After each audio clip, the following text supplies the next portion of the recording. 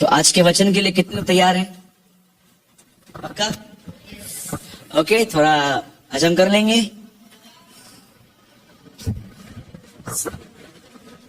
ठीक है, आइए हम स्टार्ट करेंगे अध्ययन। और काफी कम समय है, काफी लंबा अध्ययन है ये, लेकिन बहुत पॉइंट्स जो मेन है मैं आपको वही समझाऊंगा। इब्रानियों की पत्री 11।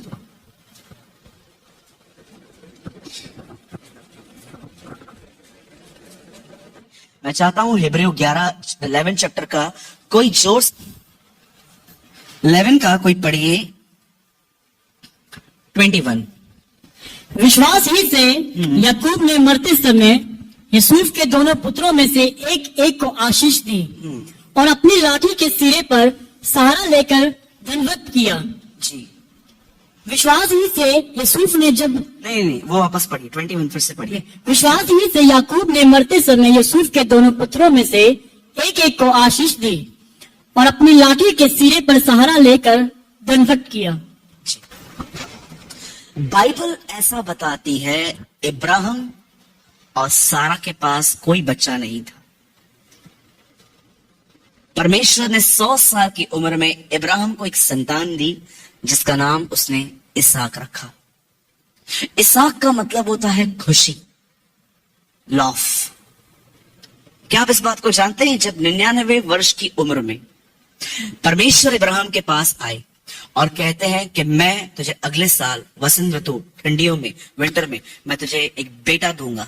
लिखा है सारा इस बात को सुन के अपने मन में हंस रही थी और परमेश्वर ने उसको देखकर इनरली, क्योंकि वो तो जानता है कि आप क्या कर रहे हो, उसने उसको कहा तू क्यों हंसी? वो बोलती है मैं नहीं हंसी थी। क्या आप इस बात को जानते हो? सारा जब फर्स्ट टाइम हंसी तो वो अविश्वास में हंसी थी। कभी कभी परमेश्वर आपको आपका प्राइड शो करता है। एक व्यक्ति ने कहा मैं इसकी तरह नहीं हूं, मैं दिन में 10वांश देता हूं आमदनी का, मैं व्यभिचार नहीं करता, मैं दुआ करता। कभी कभी हम लोग कहते हैं वो फरीसी थे, पर सोचो अगर आप उस पापी की तरह अगर ये सोचते मैं फरीसी की तरह नहीं हूं, तो क्या आप फरीसी नहीं हो? बहुत सारी बार जब वो सारा हंसी अंदर से, तब परमेश्वर ने उसकी हंसी को देखा और उसके बाद परमेश्वर ने कहा सुन तू हंसी, और इस बात को भी ध्यान दे, तेरे को बेटा पैदा होगा तो उसका नाम इसहाक रखना। इसहाक का मतलब होता है हंसना। परमेश्वर उसे ये कह रहा था तू अविश्वास में हंस रही थी ना, आज के बाद तू हमेशा विश्वास में हंसेगी। जब तू अपने बेटे को देखेगी ना तो हंसेगी, बोलेगी बाप रे मैं तो अविश्वास में हंसी थी, पर परमेश्वर ने मेरी हंसी को ही बदल दिया। और इसहाक जब बड़ा हुआ तो वचन कहता है उसकी शादी रेबेका से हुई। और आप इस सब बात को जानते होंगे, रेबेका जब प्रेग्नेंट हुई तो उसके 2 बच्चे थे अंदर। और आप जानते हो इन जो दोनों बच्चे थे, आप सब जानते हो, एक का नाम एसाव और दूसरे का नाम याकूब था। हमने याकूब के लिए पढ़ा यहां पर। अब क्या आप इस बात को जानते हैं? याकूब और एसाव अंदर लड़ते थे। वो उसको लात मारता था, ये इसको लात मारता था। अब मुझे एक सवाल है, क्या पेट में कुछ पड़ा हुआ था जो याकूब चाहता था मुझे मिले और एसाव चाहता था मुझे मिले? कुछ तो पड़ा होगा। क्यों लड़ रहे थे वो आपस में? कभी कभी रेबेका को इतना दर्द होता था, वो कहती थी ये दोनों मुझे मार ही देंगे। दोनों जातियां थी अंदर। क्या आप इस बात को जानते हो? ये इनके ब्लड में था, अंदर ही वो दोनों। ये याकूब ये चाहता था कि मैं पहले बाहर हूं। क्या आपको पता है कौन से लोग झगड़ा करते हैं, कौन से लोग फाइट करते हैं? जिनको नंबर 1 आना है, जो चाहते हैं घर पे हम मुखिया बन के रहे, जो चाहते हैं मेरी बन के चले। मैं अपनी कलीसिया के अंदर जो काम मैंने किसको देके रखा है, मैं उस काम में कभी इंटरफेयर नहीं करता। और मैं उनको कहता हूं जो मैं करता हूं उसमें तुम इंटरफेयर मत करो। आपका अलग सेशन है, मेरा अलग सेशन है, डोंट इंटरफेयर। आपको पता है इस दुनिया में सबसे बड़ी प्रॉब्लम कौन क्रिएट करते हैं? जिनको बड़ा बनना है, लेकिन जिनको छोटा बनना है ना, वो प्रॉब्लम्स को दूर करके शांति ले आते हैं। कितने लोग ये बात जानते हैं आप मसीह में क्यों आए? पास्टर बनने के लिए, प्रीचर बनने के लिए। आपको पता है कलीसिया में आज 10वां गिफ्ट भी आ गया है, वर्शिप का। आज देखिए मसीहत कहां जा रही है। खुदा ने हमें बुलाया है, हम छोटे बने, लेकिन हम बड़े बनना चाहते हैं। क्यों बाइबल ऐसा बताती है? क्योंकि वो दोनों लड़ रहे थे। क्यों? क्योंकि याकूब के ब्लड में थी ये बात कि अगर मैं बाहर निकला तो सारे अधिकार मुझे मिल जाएंगे, जैसे बाप के मरने के बाद बेटे को सारे अधिकार मिल जाते हैं, घर के सारी चाबियां उसके पास आ जाती है। वो लड़ रहा था। मैं आपसे पूछना चाहता हूं, मैं नहीं चाहता हूं आप में से कोई यहां पर हाथ उठाए। आज एक सवाल मैं आपसे पूछता हूं, प्लीज इस बात को सीरियसली लेना। मुझे नहीं पता है ये सभाएं फिर कब होंगी, लेकिन मैं आपको एक सवाल देना चाहता हूं। मुझे बताइए, आपकी फैमिली आपकी वजह से ब्लेस्ड है कि आपकी फैमिली आपकी वजह से डिस्टर्ब है? अपने आप से पूछिए। आप अपने घर के अंदर जॉय का रीजन हो कि आप अपने घर के अंदर सिर्फ कंफ्यूजन का रीजन? कुछ लोग इतने नेगेटिव होते हैं कि वो अपने नेगेटिव एटीट्यूड को लेके पूरा घर खराब करते हैं। क्यों? बाइबल बताती है कि तिमुथियुस की नानी में जो फेथ था वो उसकी मां में था, और जो उसकी मां में था वो तिमुथियुस में भी था। क्या आप ये बिलीव कर सकते हैं? आज से बहुत साल पहले एक बहन ने अपने घर के अंदर अपना विश्वास अपने बच्चों में इंपार्ट किया था। सोचो, आपका बच्चा बीमार पड़ा, गोली देने से पहले उसको आप बोलते हो 5 मिनट रुक, गोली मत दे, मैं दुआ करती हूँ, खुदा मैं आपका शुक्र करती हूँ मेरे बच्चे के लिए, मैं यीशु के नाम में दुआ मांगती हूँ ये ठीक हो जाए। और 5 मिनट के बाद वो ठीक हो जाता है। क्या आपको पता है आपने अपना फेथ उसे दिया? अब वो भी नेक्स्ट टाइम जब शादी करेगा अपने बच्चों को यही सिखाएगा। आज आपकी फैमिली आपकी वजह से ब्लेस्ड है कि आप अपने घर में अशांति का कारण? सोचो, क्यों आपसे एडवाइस ली जाए? क्यों हमें, क्यों इज्जत क्यों चाहिए हमें? मुझे बताइए। मैं एक बार एक कॉन्फ्रेंस में था, पास्टर्स मीटिंग में, मुझे वहां पर बोलने के लिए कहा गया। मैंने पास्टर्स मीटिंग में एक वर्ड शेयर किया। मैंने कहा, जब यीशु को लोगों ने राजा बनाना चाहा तो वो उनके बीच में से भाग गया। मैं आपको बताना चाहता हूं, जहां भी आपको लगता है ना मुझे यहां पर बड़ा बनना है, भाग जाइए वहां से। जितना आप छोटे रहेंगे ना उतना आप परमेश्वर के करीब रहेंगे। याद रखिएगा इस बात को। जितना नीचे जाएंगे, याद रखिए परमेश्वर 2 जगहों पर है। एक जगह पे तो पहुंचना ही मुश्किल है, हो ही नहीं सकता। एक है वो सबसे ऊंचे स्थानों में, और मैं आपको बताना चाहता हूं दूसरा है सबसे निचले स्थान। आज से 2000 साल पहले अगर आप प्रभु के किसी भी रसूल से मिलते, किसी चेले से मिलते, किसी डिसाइपल से मिलते और आप उनको बोलते प्लीज प्रे फॉर मी, तो जानते हो आपके ऊपर प्रार्थना क्या करते? प्रभु इसे ऊपर नहीं, प्रभु इसे नीचे ले जा, इसे नीचे ले जा। अगर आप इसलिए नम्र हो ताकि आपकी नम्रता नोटिस की जाए, तो मैं बताना चाहता हूं आप इस हॉल के सबसे घमंडी व्यक्ति हो। अगर आप इसलिए नम्र हो ताकि आपके चर्च में आपका नाम इससे जोड़ा जाए कि ये सबसे ज्यादा नम्र है, तो मैं आपको बताना चाहता हूं आप परमेश्वर से नहीं, आप रेपुटेशन से प्यार करते हो। मैंने कितनों को देखा है, कितनों को, वो पवित्र इसलिए नहीं होना चाहते क्योंकि पवित्रता खुदा को पसंद है, पर वो पवित्र इसलिए बनते हैं ताकि वो आगे चल के पास्टर बन सके।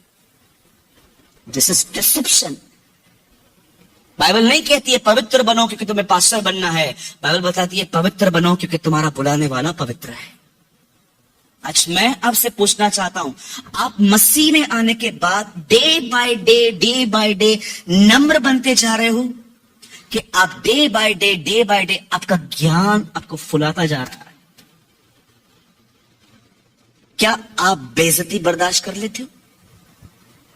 जब आपके लिए लोग उल्टा सीधा बात करते हैं कमरों में बैठ के, बोल ले तो। क्या आप शांत रहते हो? ब्रदर, आप क्या समझाना चाहते हो? अन्याय सह लें? बिल्कुल। यीशु अन्याय नहीं सहता तो हम में से यहां पर कोई नहीं बैठा रहता आज, नहीं। पर मैं आपको यह समझाना चाहता हूं कि आपकी फैमिली आपकी वजह से ब्लेस्ड है। क्या कोई आपके घर के अंदर ये कहता है अगर मेरे घर में शांति है तो इसकी वजह से, क्योंकि ये सब कुछ बर्दाश्त कर लेता है? क्या आप इस बात को जानते हो? जब यीशु मसीह क्रूस पे था तब एक व्यक्ति ने घुटने टेक कर क्यों कहा ये परमेश्वर का बेटा है और ये धर्मी है? यीशु वो पहला व्यक्ति नहीं था जिसको उसने कीले मारे थे।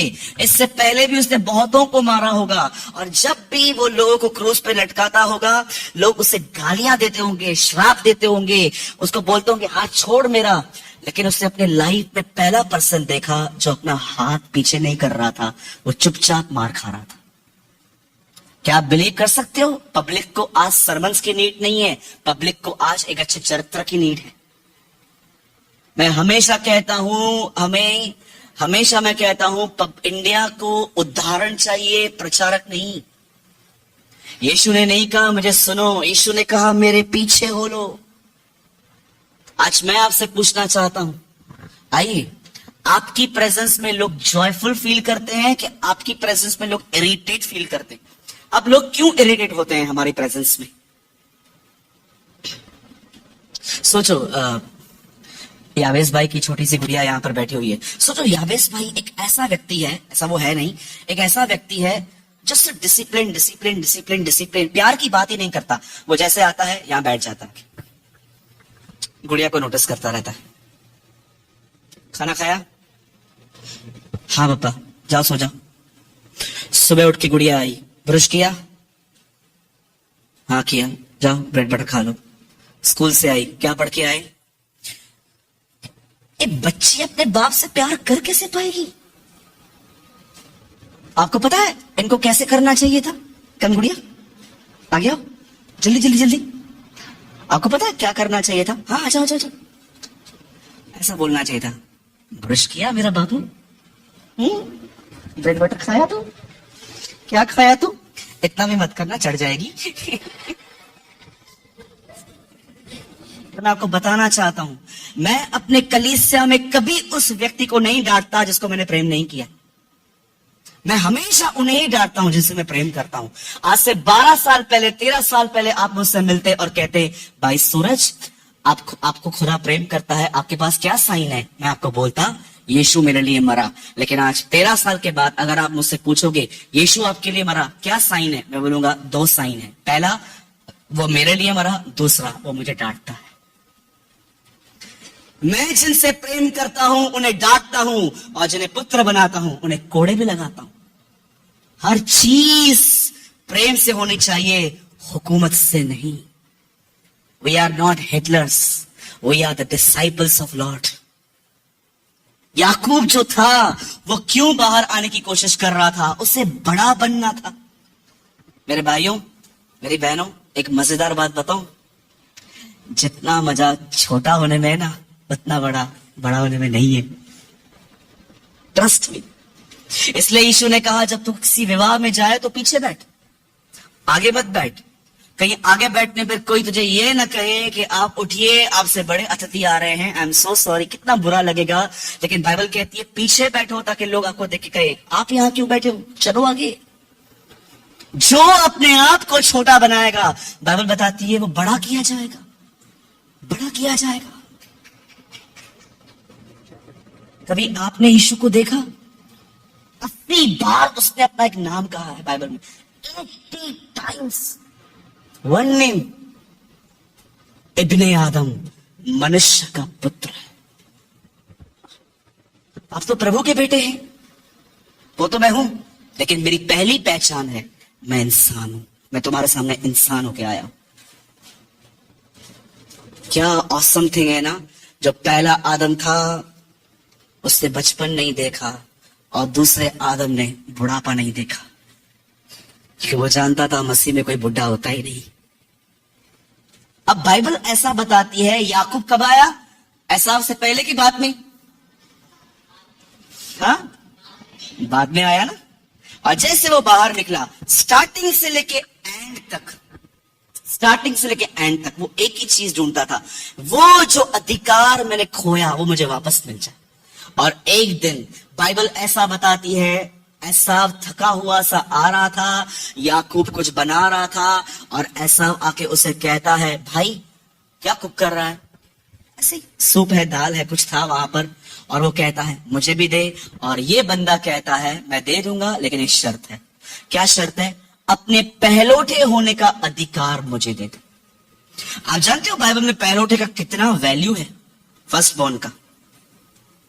कितने लोग यूहन्ना 3:16 जानते हैं? जोर से बोलिए। परमेश्वर ने जगत से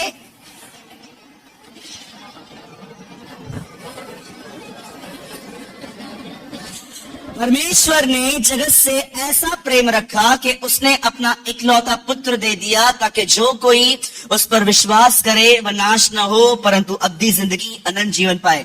क्या आप इस बात को जानते हैं? पूरी बाइबल के अंदर पढ़ लीजिए, जितने भी अध्याय उसमें है, यीशु को परमेश्वर का इकलौता बेटा सिर्फ इसी पैसेज में कहा गया है। परमेश्वर ने जगत से ऐसा प्रेम किया कि उसने अपना इकलौते का मतलब क्या है? एक ही।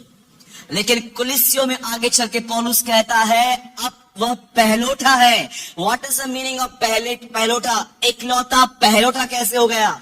इकलौते का मतलब है, रंजन भाई के बहुत साल पहले एक बच्चा था, जब वो लोगों से मिलते थे तो लोग कहते थे ये मेरा इकलौता है। लेकिन जब उनका दूसरा बच्चा पैदा हुआ तो उन्होंने ये नहीं कहा ये इकलौता है, अब उन्होंने कहा ये पहलोठा है। क्रूस से मरने से पहले खुदा की एक ही संतान थी, उसका एक ही बेटा था यीशु। लेकिन जब वो मरा और जी उठा, आज वो पहलोठा है, बाकी सब हम हैं। अब ऐसा वो जो इकलौता था वो पहलोठा हो गया और हम सब उसके बेटे और बेटियां हैं। और बाइबल बताती है मैं उनमें निवास करूंगा। और बाइबल बताती है, एक वचन कहती है बाइबल के, एसाव ने अपना पहलोठापन बेच दिया। आपको पता है पूरी बाइबल के अंदर एक ही व्यक्ति है जिसको पश्चाताप करने का कभी मौका नहीं मिला, वो यही था एसाव। आंसू बहा कर भी बहुतों को लगता है जब चाहे तब पश्चाताप कर लेंगे, चलो पिक्चरों पे चलें, टिकटॉक बनाएं, ये करें वो करें। मैं आपको बताना चाहता हूं कभी कभी पाप कर करके मन इतना कठोर हो जाता है कि पश्चाताप आसान नहीं होता। पाप कबूल करना बहुत आसान हो जाता है, मन फिराना बहुत कठिन हो जाता है कभी कभी। इसीलिए पाप ना करें। और जानते हो उसके बाद क्या हुआ? इसको सारे अधिकार मिल गए और ये अपने बाप के पास जाके कहता है डैडी। और देखो वॉइस कैसे मैनिपुलेट कर रहा है अभी, ये कितना सयाना है ये। आज जब यीशु का जन्म हुआ तो स्वर्गदूत ने क्या कहा? वो याकूब के वंशजों पर राज्य करेगा। इब्राहिम इसहाक नहीं लिखा है।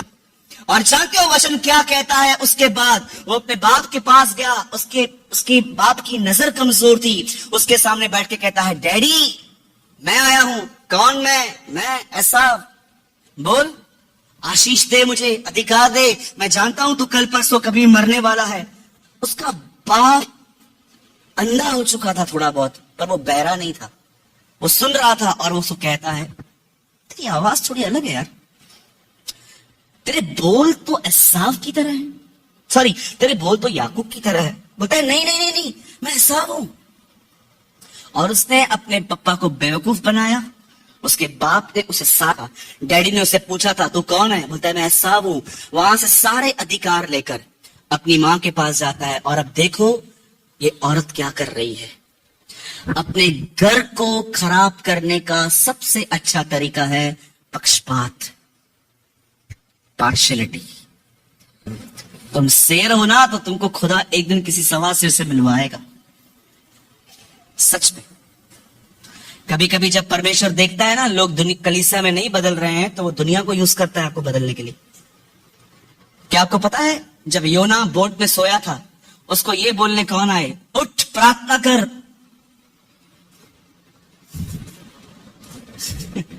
अन्य जाति के लोग। कभी कभी आपको परमेश्वर अविश्वासियों के द्वारा भी डिसिप्लिन सिखा सकता है। बाइबल बताती है इजराइल के लोग जब खुदा के कलाम को सुन के पश्चाताप नहीं कर रहे थे, तब परमेश्वर कहता है अब मैं एक गवर्नमेंट रेस करूंगा, नबूकदनेस्सर, जो तुम्हें बांध के लेके जाएगा। और वो उनको बांध के लेके गया। और जानते हो इतिहास क्या बताता है? 2700 साल हो गए हैं आज उस बात को। आज तक किसी यहूदी ने उसके बाद मूर्ति पूजा नहीं की है, कभी भी नहीं। Never in the Bible. आप कभी नहीं पढ़ोगे नए नियम में वो लोग बाल को मान रहे थे, अशेर को मान रहे थे, किसी को भी नहीं। जब परमेश्वर देखता है ना कि मेरे लोग मेरे द्वारा नहीं सुधर रहे हैं, तब वो कभी कभी अविश्वासियों के द्वारा आपको ऐसी नौकरियों में रखता है जो आपको परेशान करते हैं, ताकि आप डिसिप्लिन सीखो। आज लोग समझ ही नहीं पाते हैं। इब्रानियों 10 में लिखा है पुराने नियम में जो कुछ हुआ वो नए नियम का एक चित्र है। परमेश्वर ने लिखा है व्यवस्था असली प्रतिबिंब नहीं, पर आने वाली चीजों की मात्र छाया है। 10:1 हिब्रू में लिखा है the law is a shadow of coming things, the Bible says. जो पुराने नियम में हुआ वो सिर्फ एक शैडो था कि नए नियम में क्या होगा। ये दर्शाया गया कि एक दिन खुदा नीचे उतरेगा यीशु में, अपने लोगों से मिलेगा और उन्हें तोड़कर नया बनाएगा। आज मैं आपसे पूछना चाहता हूं, उसके बाद जब याकूब उससे अलग हुआ, वो हमेशा क्या पढ़ा यहां पर? वो अपने लाठी के सहारे चला। आप जानते हो, आप आराम से पढ़िए, उसके बाद याकूब दिन प्रतिदिन बदलता गया। वन फाइनल ब्लो, परमेश्वर उसको एक ब्लो दिया वहां पर, डन। कई बार आपको पता हूं परमेश्वर आपको कैसे तोड़ता है? जो आप चाहते हो वो न करके, जो आप चाहते हो वो न करके। कभी आपने सोचा क्यों आपकी फैमिली आपसे हार्ड चलती है? क्यों परमेश्वर ने आपको ऐसी जगहों पे काम दिया है जो लोग आपसे सीधा व्यवहार नहीं करते? क्योंकि परमेश्वर को पता है घमंड नहीं टूटा तो आगे चल के जीवन टूटेगा। आज कितने लोग हैं जिनका एटीट्यूड नहीं ब्रेक हुआ पर उनकी मैरिजेस ब्रेक हो गई। कितने लोग हैं जब खुदा ने उनको ब्रेक करने की कोशिश की वो तो ब्रेक नहीं हुए पर पूरा घर ब्रेक हो गया। पर मैं आज भी ये कहता हूं, जब मैं प्रभु में आया, मैंने मिनिस्ट्री की, मैं उस समय भी नौकरी करता था। मैंने नौकरी में एक ही चीज सीखी, पता है? वन थिंग, सुनना। मैं सवेरे जाता था, मुझे गाली पड़ती थी। मैं दोपहर में 10 मिनट खाने पे लेट आता था, मुझे गाली पड़ती थी। मैं जब शाम को अपने काम को जब मैं करता था, मैंने कई साल एक वाइन शॉप पे नौकरी की है। और जब मैं खुदा में आया तो मुझे प्रभु ने कहा ये नौकरी छोड़ दे। एक मसीह होने के नाते हम सब काम नहीं कर सकते। आप जानते हो, जब याकूब उससे अलग हुआ तो वो लंगड़ा के चल रहा था। क्या आप इस बात को जानते हो? बहुत सारे लोगों ने शायद आपको बताया होगा ब्लेसिंग है चंगाई, ब्लेसिंग है बरकत, ब्लेसिंग है बड़ा घर, ब्लेसिंग है बड़ी नौकरी, ब्लेसिंग है बच्चे। आई एग्री, हाँ ये है। पर क्या आपको ये बात पता है, सबसे बड़ी आशीष ये है कि परमेश्वर आपको टफ टाइम में लेके जाए और वो आपके अंदर जो आपका समय पे भरोसा है कि मैं कुछ करूंगा, उसको निकाल के उसको अपने आप से भरे। That is blessing. जानते हो मूसा को इस्तेमाल करने से पहले वो जंगल में क्यों ले गया? ताकि मूसा के पास जो ताकत थी खुद की कि मैं कुछ हूं, खुदा ने उसकी पूरी निकाल दी और परमेश्वर ने उसे उस पर निर्भर करने वाला व्यक्ति बना दिया। याकूब जब बूढ़ा हुआ, उसकी दोनों बीवियां मर गई। एक तरफ लिया थी, एक तरफ राहेल। इनकी कब्रें आसपास में ही हैं, आप पढ़ना भले। जब वो मरने ही वाला था, जानते हो वो क्या कहता है अपने बच्चों को? इधर आओ। उसके बच्चे आते हैं, जब मैं मरूं मुझे राहेल के पास में नहीं, मुझे लिया के पास में गाड़ देना। अरे आपको प्यार तो राहेल से था, फिर लिया क्यों बोल रहे हो? अंतिम दिनों में याकूब जान गया राहेल को उसने अपनी ताकत से लिया था, पर लिया उसे खुदा ने दी थी। किस चीजों से आपको प्यार है मुझे बताइए? उन चीजों से जो दुनिया ने आपको दी है कि उन चीजों से जो खुदा ने आपको दी है? और मैं आपको बताना चाहता हूं, इसी याकूब ने अपने मरने से पहले अपने 12 बेटों के लिए भविष्यवाणी की। और जानते हो, उसने अपने एक बेटे यहूदा के लिए ऐसा कहा, तो सब भाइयों पे राज दंड लेके राज्य करेगा। क्या आप ये बिलीव कर सकते हो? यीशु यहूदा के गोत्र में से आया था। याकूब ने अंतिम दिनों में यीशु मसीह के विषय में बात की थी।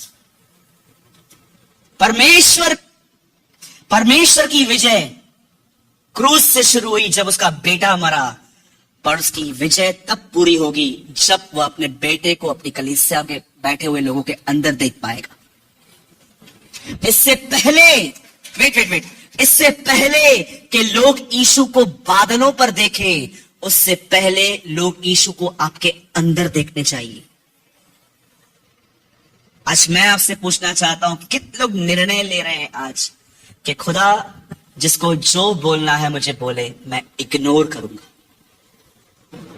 आज मैं आपसे पूछना चाहता हूं और मैं वाइंड अप कर रहा हूं, क्या आप जब आपको खुदा तोड़ता है उसे तोड़ने देते हो? मैं यीशु के नाम से कहता हूं, आज ही आपको घर पे कोई चिल्लाने वाला है, चुपचाप सुन लोगे। दाऊद को एक व्यक्ति ने कहा, तू कुत्ता है। युवा ये सुन के कहता है, दाऊद मैं इसको खत्म कर दूं। दाऊद कहता है, मत मारना, यहोवा ने इसे अलाउ किया है मुझे श्राप देने के लिए। कभी कभी परमेश्वर आपके घमंड को तोड़ने के लिए आपको ऐसी जगहों पे रखता है जहां पर आप टूटो, जीरो बनो और उस पर निर्भर रहना सीखो।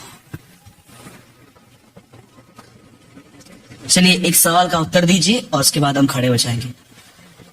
आप जानते हो इस दुनिया में डिस्टर्ब कौन है? परेशान लोग कौन है? सिर्फ वही लोग जो स्वयं पर निर्भर है। बच्चों की शादी मुझे करवानी है, चर्च बिल्ड मुझे करना है, इसका पैसा मुझे देना है, ये चीज मुझे करनी है, ये चीज मुझे करनी है। जो लोग सेल्फ डिपेंडेंट हैं, जो एक घमंड का साइन है कि सब मुझे ही करना है, ये सब दुखी हैं। लेकिन सोचो उन लोगों के बारे में जो परमेश्वर पर डिपेंड हैं, जो जानते हैं कि खुदा मेरे बच्चों की शादी करवाएगा, खुदा मेरी कलीसिया को बनाएगा, खुदा मुझे चंगा करेगा। आप देखो ये हैप्पी हैं। परमेश्वर सेल्फ डिपेंडेंट और उसकी डिपेंडेंसी के बीच में जो चीज है जो आप हो, खुदा उसे हटाने की कोशिश करता है ताकि आप जीरो पर आओ और उस पर निर्भर रहना सीखो। ऐसी सभाएं रोज नहीं होती है। आज जो आपने सुना है वो ये है, खुदा के हाथ में पड़ो। जब भी वो किसी लोगों के द्वारा आपको तोड़ता है, अगर आपकी सास के द्वारा, बहू के द्वारा, पति के द्वारा, बच्चों के द्वारा, बॉस के द्वारा, चुप रहो, मत बोलो कुछ भी। अगर आप गलत हो माफी मांगो, और आप सही हो तो घबराने की जरूरत ही नहीं है, खुदा बात करेगा। Lord will speak. सरेंडर करो अपने आप को, प्रभु को बोलो, प्रभु मैंने बहुत बैक आंसर दिए, बहुत लड़ाइयां की, अपने ताकत से चीजों को ठीक करने की कोशिश की, आई क्विट। आज मैं आपके सामने हूं, मैं अय्यूब की तरह कहता हूं, my mouth is shut and face on the dust. मैं अपने मुंह को मिट्टी में रखता हूं और अपने आप को चुप करवाता हूं और मैं आप पे निर्भर रहूंगा। आप किससे नहीं बदल सकते हो। न मैं याबेज भाई को बदल सकता हूँ, न याबेज मुझे बदल सकते हैं। याद रखना, आप किससे नहीं बदल सकते हो। जब आप किसी को बदलने की कोशिश करते हो ना, याद रखना आप पानी को दाखरस बनाने की कोशिश कर रहे हो, जो आपका नहीं यीशु का काम है। अगर आप परमेश्वर के करीब जाओ, वो आपको बदलेगा और आपके बदलाव को देखकर दूसरे बदलेंगे। किसी को बदलने की कोशिश मत करो, आप किससे नहीं बदल सकते। यीशु ने कहा, तुम एक सफेद बाल को काला और काले को सफेद तक नहीं कर सकते, तुम नहीं कर सकते। आइए